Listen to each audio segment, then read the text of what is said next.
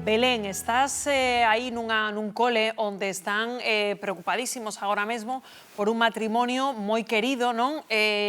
Os presidentes do club de hóquei, dos que non saben nada agora mesmo, Belén.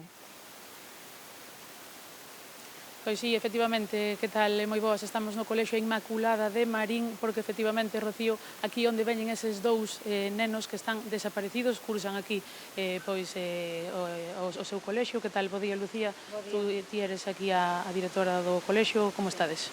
Estamos toda a comunidade educativa consternados e moi afectados, os titores tamén entramos entre algúns a noite e outros hoxe pola mañá.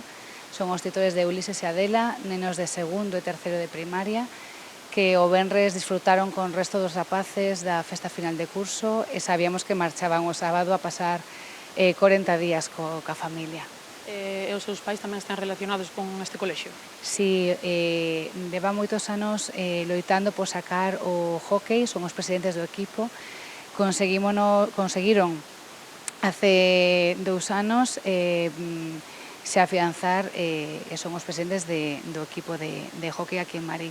E que último que sabedes deles? Pois sabemos que están desaparecidos, que están buscando desde a primeira hora da mañá. Estamos en conversas co presidente da Federación de Hóquei, que por traballo está moi relacionado con Venezuela. Entón, sabemos que teñen o edificio localizado na última ubicación, pero non tenemos máis noticias. Estamos realmente preocupados e consternados. Gracias. Por aquí temos tamén a Natalia, que é a presidenta do Clube de Ximnasia Rítmica, do que Lía forma parte.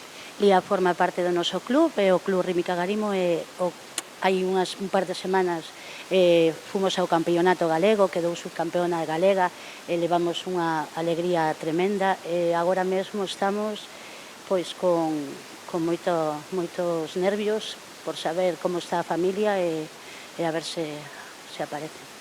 Moitísimas gracias. Pois, compañeiros, sabedes, aquí todo Marín está co corazón encollido.